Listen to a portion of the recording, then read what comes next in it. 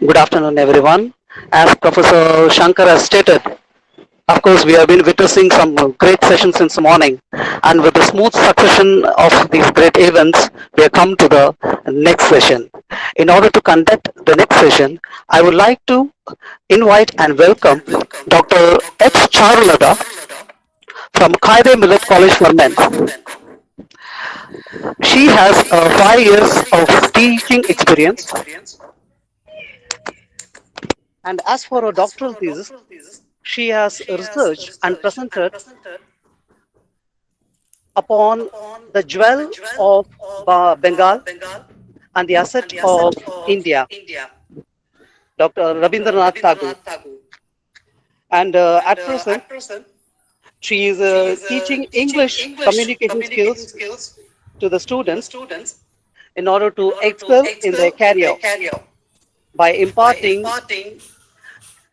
soft skills and other communication skills. I welcome you, ma'am, and I invite you to take the stage. Thank you, sir. Thank you, Mr. Bose, sir. I'm very happy that I'm taking up this versatile presentations of from various uh, fields of studies. I'm very interested to listen to all those papers for the past 1.5 hours in this session. I'm happy that I've joined you today. Um Today, I'm going to chair the next 1 hour.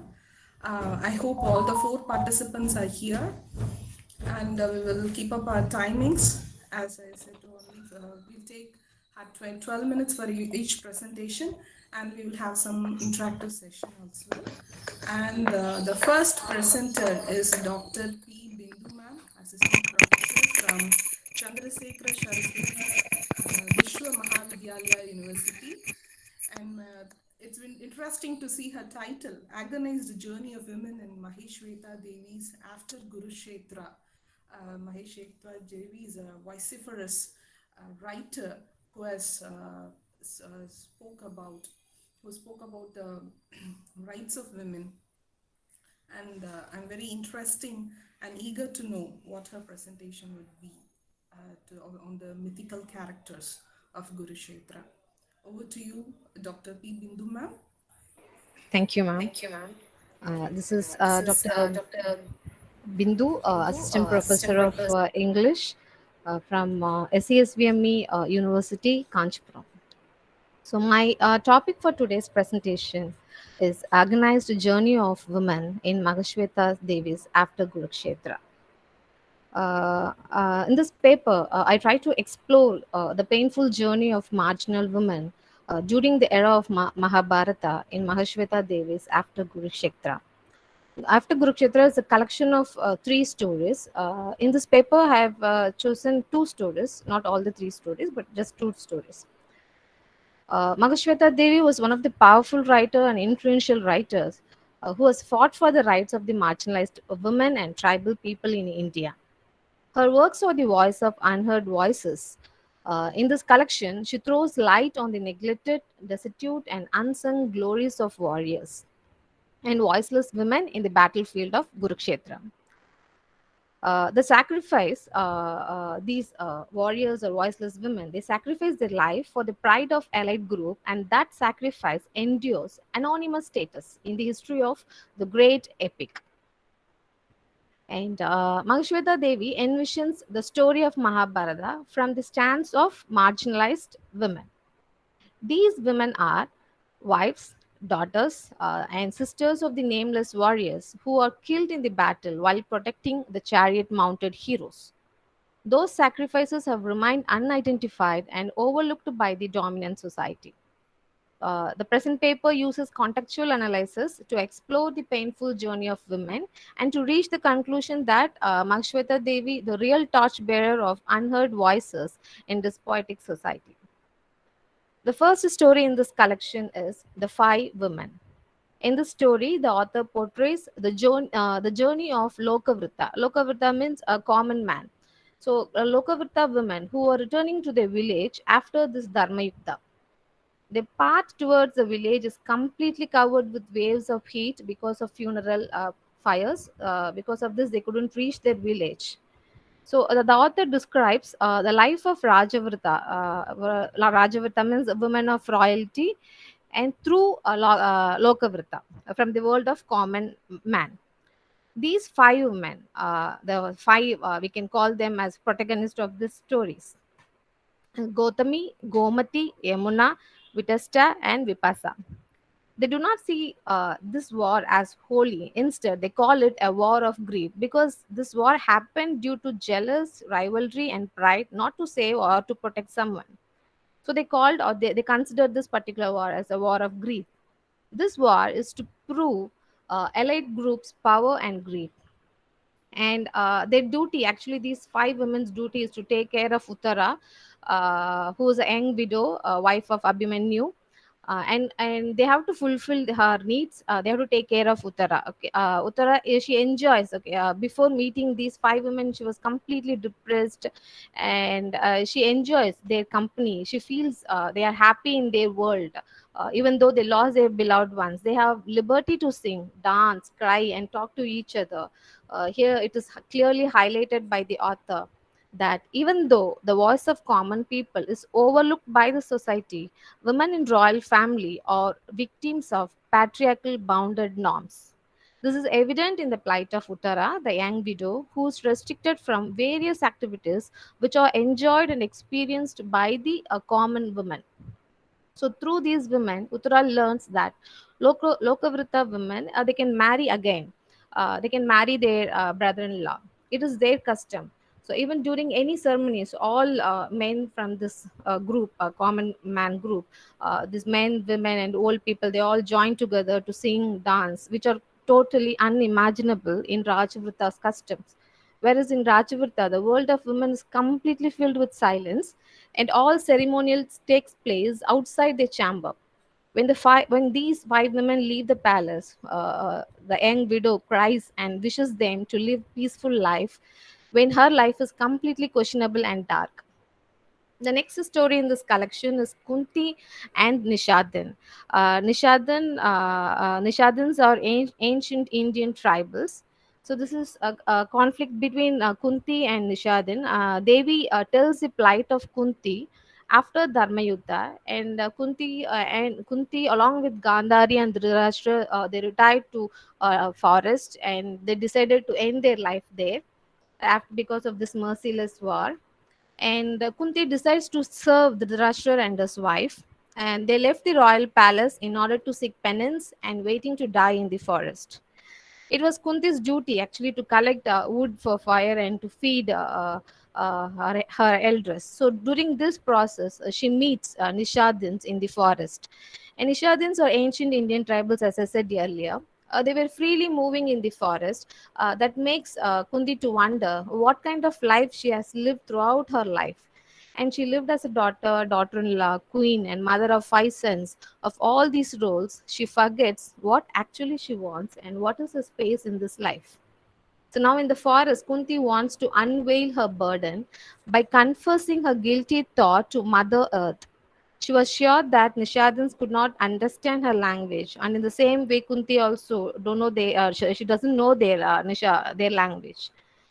Kunti feels Kandari always took the right path and doing her duty without guilt and secrets, whereas Kunti, she has something to say.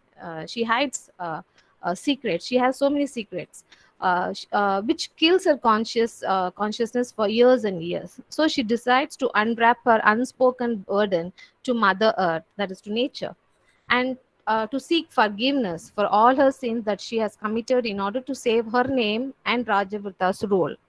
Her first revelation was about her first son, Karna, and she talks about, while talking about Karna, and she says, when Kandari cried at the sight of Karna's dead body, as a mother, Kunti could not touch and lament openly for her son's death due to social pressure and status.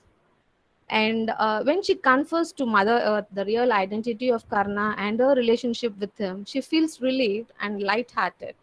I quote here: "It felt as if she was finding herself again, as if she was being cleansed." So when she was sharing all these things with the Mother Earth, She thinks Nishadin's they cannot understand her language, and she consider Nishad in that group as rocks and stones.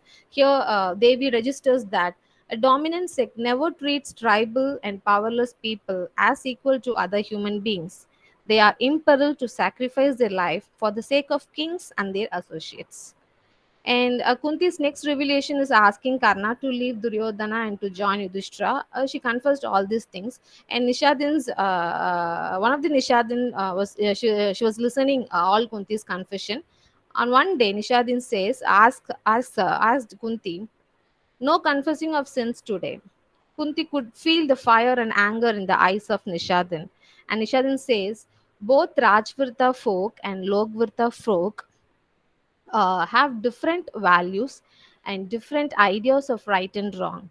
For Lokvrita, that is a common man, to kill or sacrifice innocent life for one's self interest is most unforgivable sin.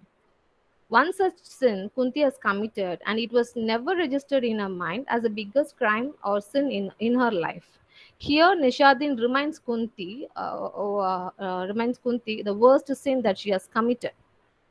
Kunti once invited six Nishadin tribes. Actually, in Mahabharata, these characters are unnamed and unknown. But Mahashweta Devi gave identity for those unknown characters, and she considered them as tribal people, tribal mom, mother, and five sons.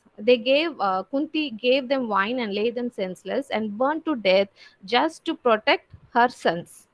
So Nishadin says like they became victims of power there, and Kunti completely forgets that incident because according to this Rajavrita, murdering or killing tribal people or innocent people not taking into consideration. Nishadin says, in our eyes, by the laws of Mother Nature, you, your sons, your allies are all held guilty.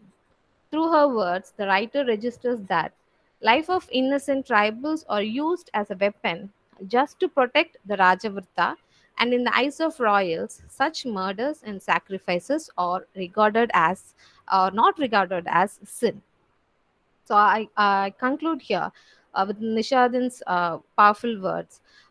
She talks to Kunti and she says, "One is blind from birth, that is Dhritarashtra, and the another has chosen to be blind, Gandhari, which refers Gandhari, and you are the blindest of the three." And she points out Kunti that you are the blindest person in this family. Kunti's death by fire is accepted and expected by Nishadins.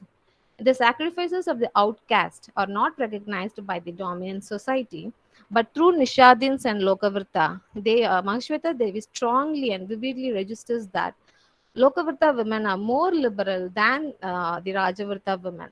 Lokavrta women are free to marry after their husband's death, whereas it is unacceptable in Rajavrta.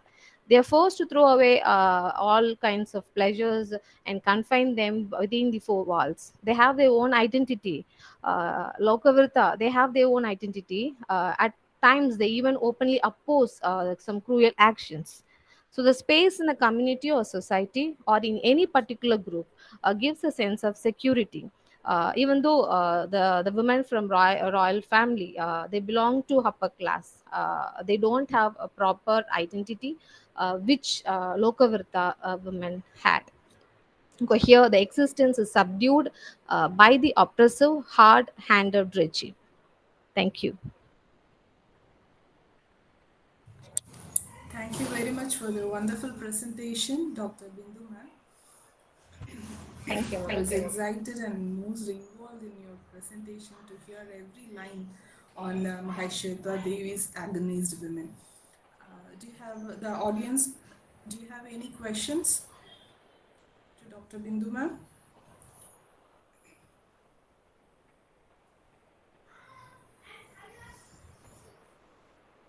Okay. Dr. Bindu ma'am, may I ask you a question? Yes, ma'am. Yes, ma'am. Sure. Yeah. Do you think in today's world, the Lokamitra or the common women and the Rajamitra or we can include the middle class women or the working women or the elite women, all these women in one category as Rajamitra. Are the Rajamitras are more emancipated than Lokamitra in today's situation? What is your opinion on this? If you can give us From my from point my of point view, of ma'am, view, ma'am, I don't I want don't to want to differentiate at differentiate, present. present. I don't want to I don't want to differentiate differentiate women. women. Uh, they are wherever they are, either they Whether belong they to upper belong to upper class class or some or other some other class, class, they are they are marginalized in marginalized some, in some, but in but in different ways. different ways.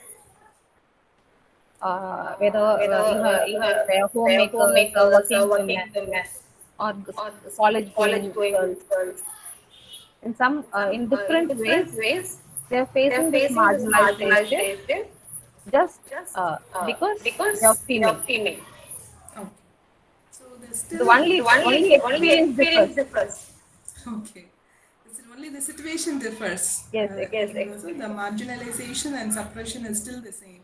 yes, Yes. yes. But whom do you consider are more ready to voice out their problems?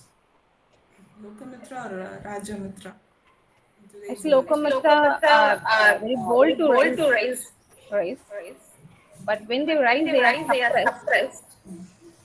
Rajamitra, Rajamitra, they don't they want to don't raise want to their raise voice. their voice. They are ready to They're ready to accept the accept the suppression suppression. Okay. because in the Because name in of the name of status, status, of family, family, absolutely.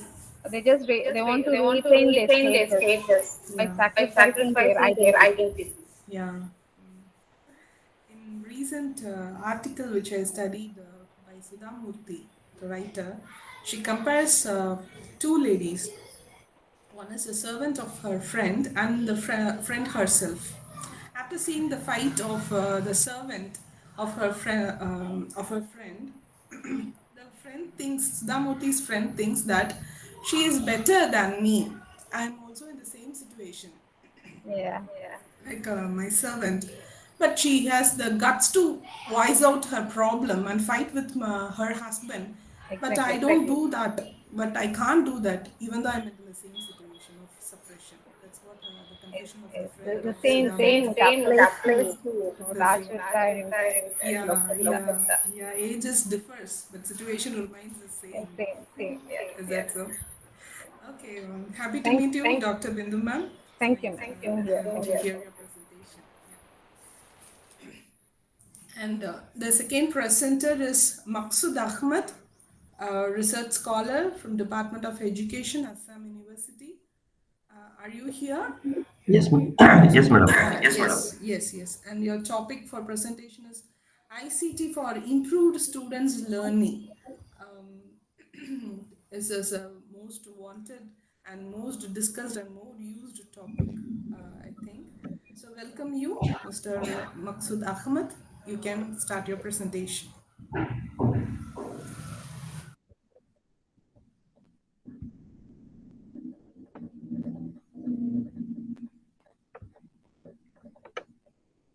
Madam, is it visible?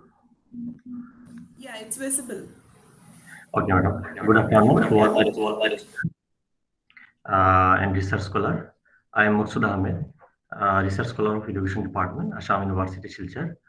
Uh, my research topic is ICT for improved students learning, and I'm going to present on my research topic. Uh, Introduction. ICT is an ICT is an acronym that stands for Information and Communication Technology. ICT is a broad term that covers all the technologies which can help people in order to improve communication and manipulate information. ICT is a universal tool which plays or is playing a pivotal role for the globalization. Education without ICT at present period is not possible for imparting education to students. Students are generally helped and encouraged by the said tool. Through ICT is greatly advantages for the improving students' learning. It is not free from disadvantages. It is also to mention here that ICT brings impact to students' motivation and achievement. And the following discussion deals with advantages and disadvantages, uses of ICT and impact of ICT on students. First, advantages of the use of ICT for improving the students' learning. In education, communication process leads between teachers, students, management, and administrative personnel, which requires a lot of data to transmit or circulate in the desired format for retrieval. Hardware and software devices such as television, radio, computer, and related software are used in educational process. So in this context, the benefits of ICT for students improve can be listed as follows. Active participation, connecting geographical dispersed regions, improves knowledge retention, catering to the individual differences, encouraging individual learning, wider learning opportunities for pupils, encouraging cooperation. Students can develop effective life skills through technology, prepare students for the future. Uses of ICT for improved students' learning. ICT has played a very major role for every students in their education. The aim of the ICT for the students is to encourage them to accomplish those skills which future of higher studies or the digital world, which can be easily employed in the future. Apart from this, students need important thinking and analytical skills in their future for the purpose of promoting this thinking and skills of students by self-development. ICT in this way, the students will no longer hang up on the teachers because it will transform the classroom environment from teacher-centric to student-centric learning. Apart from this, the purpose of ICT is to create an effective learning environment. So for the students who then develop their performance in academy. So ICT is used to circulate existing curriculum to pedagogy for teaching and learning. Impact of ICT on students' motivation achievement. Impact on students' achievement. Some of the points I mentioned here. Positive effects on students' achievement, improve students' performance, need for precise goals. There is an important argument between traditional versus new education and standard testing. ICT is used in different schools, subject differently. Impact of admission outside the school. Users believe that ICT makes a positive difference as impact of ICT. And next, impact on students' motivation. So ICT motivates teachers and students. Access outside the schools affects the users' trust. Where to place computers has an impact. Models are still emerging. Integrate the use of ICT even after the school and schools hours. Develop the made to the appropriate age for students to start a computer. ICT learner can promote autonomy. The pilot effect can be an important driver for the positive effect. Next, limitation of the uses of ICT for improved students' learning. ICT is a modern technology that is simple and a feature of human activities and only beneficial in many cases, but it also has many limitations. If ICT is not used properly, the disadvantages will be higher than the advantages. Some of the disadvantages are mentioned below. Misuse, costly, make learner disconnected from the real world, daily of good handwriting, students' privacy, less creative. It can distract the students. It can separate students from friendly relations. Now, conclusion. From the above discussion on ICT and conclusion can be drawn, which deal with the both pros and cons of ICT. Because of the science and technology-centric world, it compels to compete with the global community in a minute. Active participation in each and every task. ICT in teaching and learning process has a huge impact, which enhance teaching learning experiences, facilities, materials, instructions, and providing new sets of skills, minimizing cost and saving time associated with information delivery, improving the administration of institutions to enhance the quality and efficiency of service delivery and automatic regular day-to-day tasks, accessibility for the resource anytime, huge storage of materials provides the equal opportunity for all especially disabled students. So we can say that it is only ICT that draws the students' attention and participation actively, develops and multi-skills and encourages them in competing with the global community.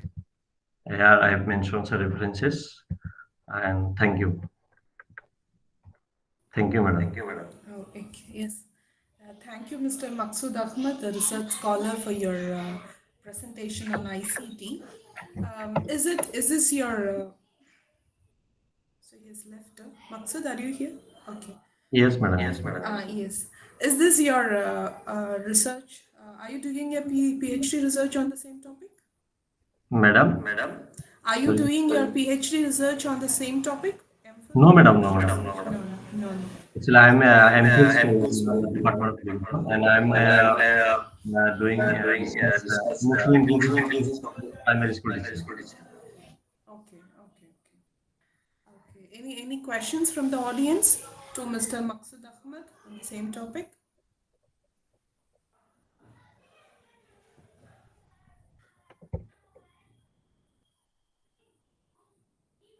Okay.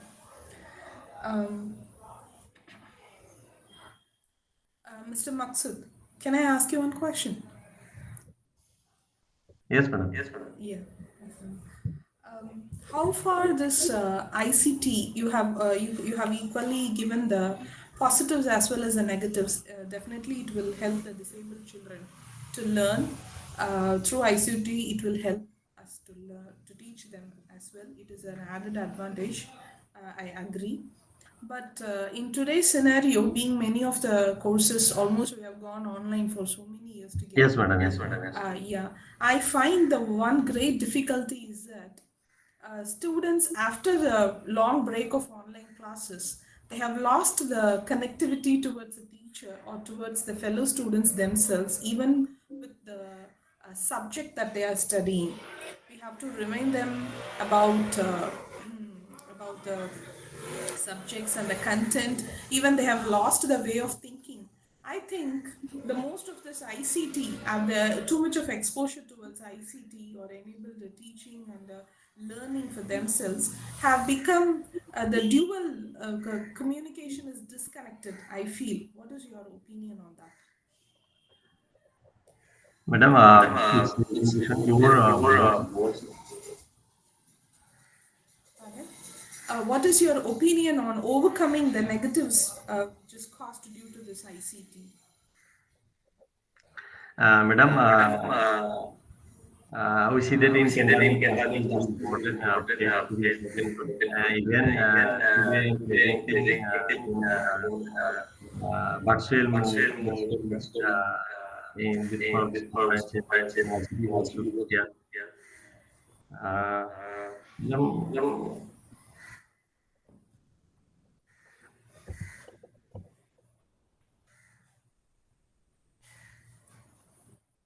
Maksud, sir? Mr. Maksud? yes, madam. Yes, yes. So there was some problem. I couldn't hear your voice properly. Yes, madam. Yes, sir. So No I asked technical what is network issue.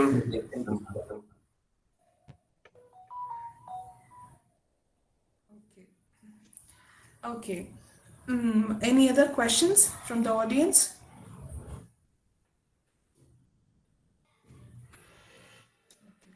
Thank you, Mr. Maksud, for your wonderful presentation on presenting both the positives and negatives of ICT to improve the students' learning. Thank you. Then move on to the next presenter. Thank you. Yes. Mrs. Yes Revati, Assistant Professor of English, Holy Cross Home Science College, Thuthukudi. Revati, Good ma'am, afternoon. Good afternoon. Yes, ma'am. Yes, ma'am. Good afternoon to one and all present here. I am Mrs. Revati, Assistant Professor of English, Holy Cross Home Science College, Thuthukudi. I am here to present my paper titled Ramesh Gunasegara's The Sand Glass, an Inkling of Nationhood and Belongingness. Diasporic literature, it mainly deals with the mixture of assimilation, marginalization, rootlessness, and identity crisis. Ramesh Gunasegara, he is a Sri Lankan born British novelist. He is one of the internationally acclaimed writers. His works are The Reef, The Sandglass, Heaven's Edge, and The Match. The thread of diasporic elements can be seen in all his novels. All the major characters, they carry the spirit of Sri Lankan community. In this work, he portrays the harrowing experience of the displaced immigrants living in their adopted homeland, England. It also tries to expose the characters straddle between two homes two cultures, and two identities. The history of Sri Lanka dates back to 5th century BC when a troop of Indo-Aryans stepped into their land. A large ethnic group, that is, Sinhalese, were formed. With so much of struggles and pain, this country it attained its independent stature. The dual force of dislike and longingness forms the themes of Sri Lankan literature. Coming back to the novel, it was published in 1998. It is the second novel of Gunashekara. The setting of the novel is London, and it tells the story of two feuding families, Ducal and Vachunas, whose lives are interlinked by the changing of fortunes of post-colonial Sri Lanka. The novel revolves around the protagonist Prince Ducal's search for answers about his family's Excuse me, past. ma'am. Yes, ma'am. Yes, ma'am. Your voice is being echoed. Is there any Okay. other device you are connected with? Can you check? Because maybe No, ma'am. No. Shall I proceed? Yes, ma'am. You can proceed, please. The novel revolves around the protagonist Prince Ducal's search for answers about his family's past, his father's rise to wealth, rivalry between the Vachinas, and his family's suspicious death. Home, the word itself, is an emotion. It's not just a place, but a feeling to cherish forever in life. It's an intangible feeling you get in a place. It's a comfort zone for everyone else. Similarly, the characters Prince, Pearl, Ravi, they too experience the same kind of expatriate feeling. After being stepped out from their homeland, the characters are found to oscillate between Sri Lanka and London. With the help of his friendship, Prince sets out to expose the mysterious accidental death of his mother and father. The Ducals and Vachinas' antagonism becomes a metaphor for the Sinhala Tamil conflict. After Jason's death, Pearl rejected the roots of Sri Lanka. The host land London suits her. She finds the comfort only in London, as she belongs. It is the host land which gave so much of elated moments in life. Pearl's second son, Ravi's visit to America, had dislocated him not only from the country, but from life too. His English accent and brown skin was a surprise show for the Americans. The feeling of belongingness becomes problematic. Till the end, no land could give him a home feel. Sri Lankan diasporic writing is loaded with the memories of war and strife. It has become a hub of assassination, riots, and violence. As a creative master, the novelist explained the plight of Ducal's family and their struggle for homeland. To conclude, the expatriates are usually seen oscillate between home and host country. Their ambivalent feelings seem to be genuine because it is not possible for anyone to cut off completely from their culture of his or her origin in order to adopt an alien culture. They always long for their lost home. And that's all for my presentation. Thank you, one and all. Thank you, ma'am. Yes, ma'am. Thank you for the time-consuming short, brief presentation. Thank you, ma'am. Any questions from the audience? Thank you, ma'am. Okay.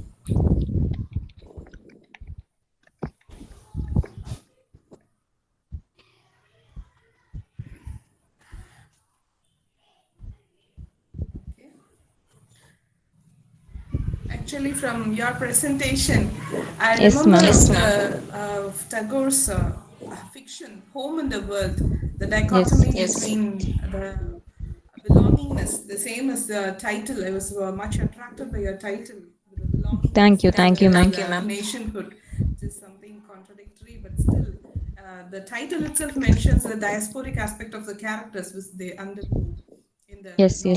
Actually, very interesting to see. What tends you to take up the Sri Lankan writer, ma'am? What inspired you to take up this writer? No, I don't know how to express this. Okay. But I have a urge to do my research in Sri Lankan literature. Fine. So I prefer this one. Okay. It's a warring faction between the two families of ducal and Vatunas, right? Vachunas. Yes, yes, Yeah, ma'am. Yes. yeah. Is this your PhD thesis? No, ma'am. I'm not doing right now. I Okay. plan to do in a couple of months or a few months after. Fine. It's interesting. Okay, okay, ma'am. Unique writer. Okay, Congratulations thank for you. your future project and PhD. Thank you, ma'am. Thank you so much. Speaking in our conference. Thank you. Thank you, ma'am. Thank you so much. Now we have the last presenter of this session, Ms. Sapna Raina, research scholar, Barkatullah University of Bhopal. Are you here, Ms. Sapna Raina? A very good evening, ma'am. Yes, I am here, ma'am. Yeah. So she's going to take us to the American fiction in 1920s and 30s. It's a time of 20s and 30s where it was a time of evolution of American literature throughout the 20th century, and it is we are going to revisit the American literature, especially it is a time of jazz age. Over to Saina. So thank you. Thank you, ma'am. Sapna. So, Yeah. I'm Sapna Raina, research scholar for English of Barkatullah University, Bhopal. I'm here today to talk about the topic that is very important in the history of American literature, the American fiction in 1920s and 30s. My paper will try to elaborate the writing style, important writers, characterization, and some important movements of the period that influenced the literature of the two decades. We all know literature is the mirror of the society, and whatever happens around us is the subject of discussion and studies for our intellectuals. I'm using the term intellectuals for the writers and authors. They are the ones who make time and movements immortal through their writing. Before proceeding further, I would like to give my regards to the worthy chief patrons, co-patrons, coordinators, co-coordinators, felicitators, Department of English, Mohammed Satha College of Arts and Science, and last but not the least, Cape Comorin Trust India, who gave me this platform to present my paper and ideas as well. So,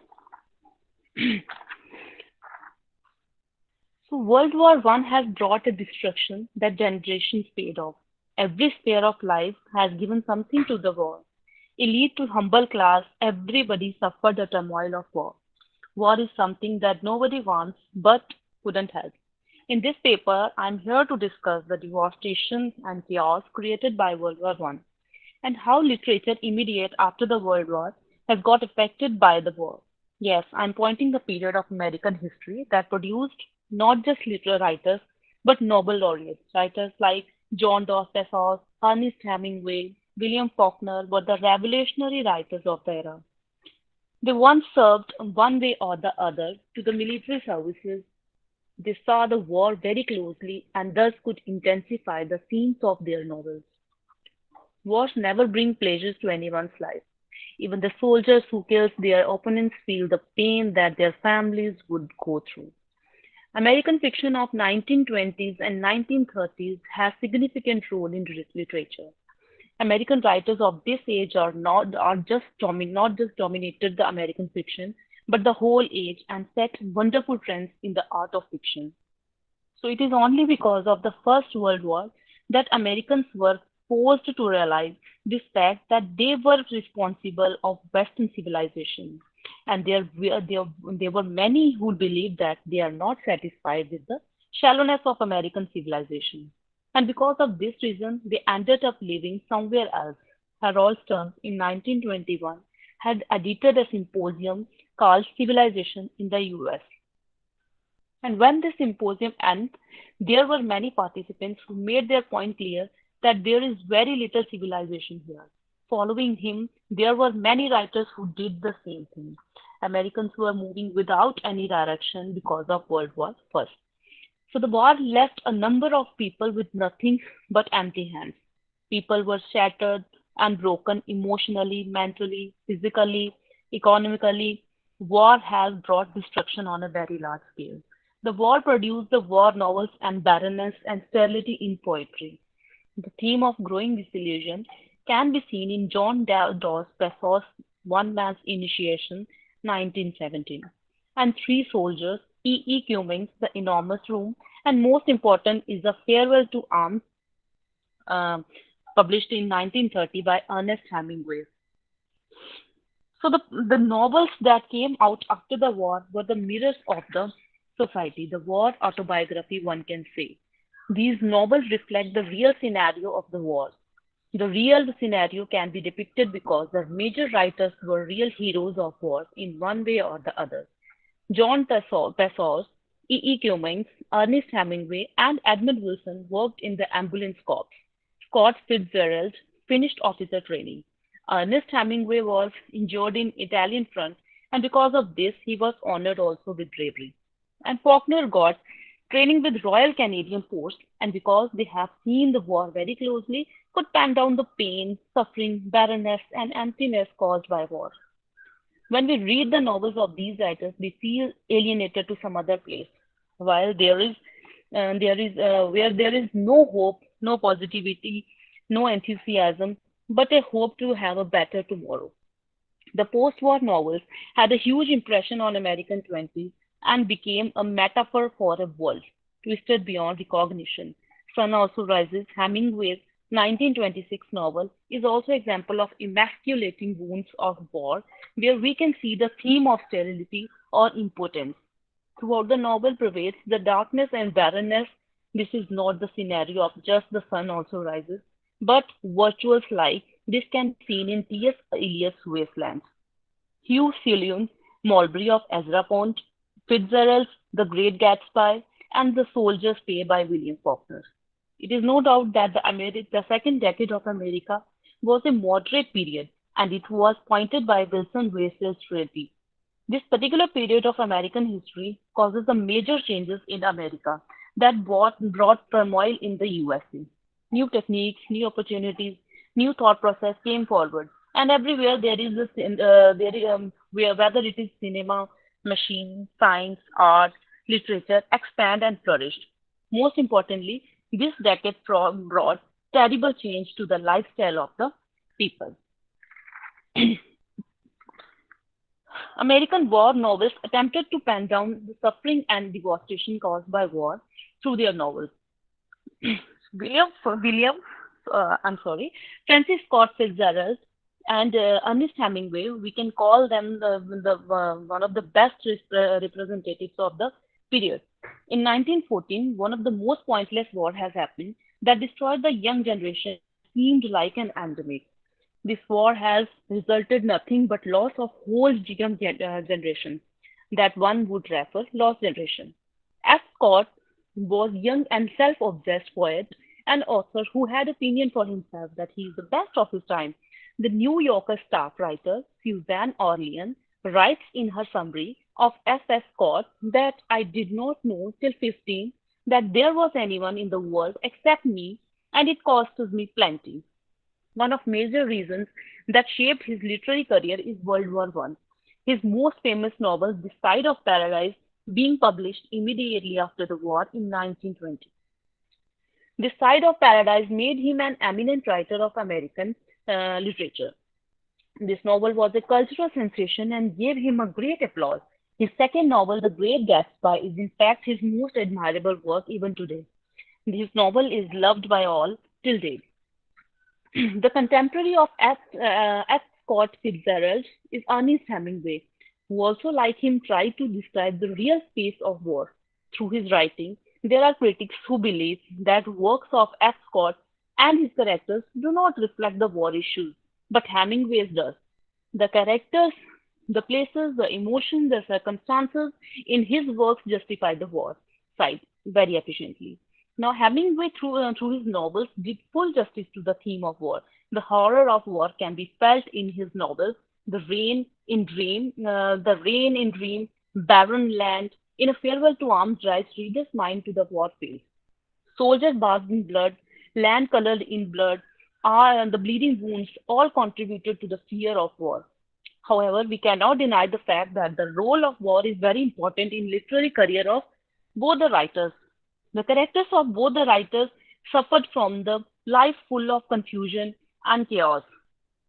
They live in a constant dilemma. The impact of war on different characters is different from others. Not everyone can relate with the Same situation. Perspective to see or interpret things is different for everyone. Not everyone can relate the same way. Novels of Hemingway has European setting during the war, a special scenario that is basically very contributive to the liberation. Then that of F. Scott. Hemingway's setting are deep, horrified, base, and moreover very romantic, while his characters are more blessed and flavored as they find liberation in complete chaos. On the contrary, the location of F. Scott novel are not directly from the war field, but they are evident as war settings. Though the impression of war is still visible in his novel, even there is no direct war setting. The world created in the novels of F. Scott had all the features that are real in which man needs to learn how to sustain or survive in a post-war world. His characters tried to find some peace, order, sense of civilization after the war. Scott's characters are striving high to attain liberation. Scott was influenced by Oscar Wilde, who was an English decadent. Now, another important author that I have taken for this presentation is John Dos Passos. We know him for his notable works like 1919, Adventures of Columbia, Adventures of a Young Man, District of Columbia, Manhattan Transfer, 42nd Parallel, The Big Money, USA, etc. John Dos Passos belongs to a very wealthy family who was attracted by the World War I and went to France and Spain, especially to experience the war and also joined the ambulance corps. His first novel, One Man's Initiation, 1917, tells the story of a person who sees the war as violation of his cultural and traditional values. After producing his first war novel, his second war novel published in 1921, Three Soldiers, which depicts the war as a crushing machine that crushes the people and their individuality as well.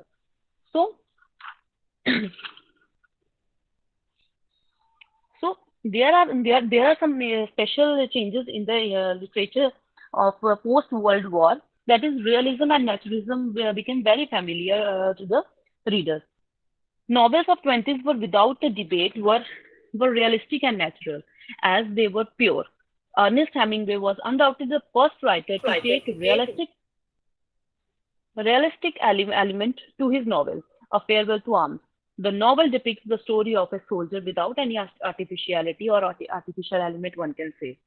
The realistic approach of Hemingway was commendable and worth. In literary realism and naturalism yielded place to avant-garde, the bohemian and experimental, which synchronized with the many American writers moving to Paris. Steen and Ezra Pound, were very popular for their experimental method and their experimental techniques. Clear the path for the other writers to break traditional style of writing. Other writers also started writing the same way. Writings of Keane and Pound made remarkable contribution to already established European modernism. Realism and naturalism flourished in 1930s. Realists presented life in his fictional work through realistic elements. If we talk about naturalistic, they present things by observing things scientifically under proper conditions of laboratory. The naturalistics of America, like Jack London, Theodore Dreiser, Frank Norris, were influenced by European naturalists. So the job of the novelist is to examine matters of society and life scientifically, historical facts, living conditions, genetic system, all are the part of their study. So we can say naturalism is scientific and systemized realism. Writers like Ernest Hemingway is known for keeping his work realistic only. His novels are autobiographical. He took his characters for novels for his real life experience. From his real life experiences, one such character is Frederick Henry in A Farewell to Arms. This literary technique of Hemingway is a contribution to his success, of course. So this is a brief detail of how war has shaped the second and third decade of the 20th century. Thank you all for your cooperative and supporting attitude towards me. I appreciate your patiently listening. Thank you all once again. Thank you, Ms. Sapna Raina, for your wonderful Thank you, ma'am. presentation. You have taken us to that time of Ernest Hemingway. And it was interesting to hear your paper. Thank you, Is ma'am. there any question from the audience? The silent spectators of today's paper presentation. Audience, are you all tired of listening? Maximum, we have waited for whole day. So I think everybody is so tired. Understand. Of course, Sapna too is very tired of waiting for her session, I think. Okay. I have one small question to you, Sapna. Can I ask you? Yes. Yes, ma'am. Please. Yeah. How about the present American writers? Are they realistic or naturalistic? Ma'am, no, I don't think they are completely, away from these two approaches, naturalism and realistic. Yeah, I think in fact they are more realistic and naturalistic today, Today they are more realistic than naturalistic. uh, according to me, ma'am. Okay, fine. Okay. Thank you for the wonderful presentation. I had a wonderful day. Thank you for the patrons of Muhammad Sadaq College and also the organizer. A special thanks to my friend Dr. Kalai Nadia for making me the part of this conference today. I had a very memorable and wonderful day, and I wish all the participants for a good day ahead and all the research scholars to complete your PhD thesis as early as possible. Thank you. Thank you for giving me this opportunity. Thank you.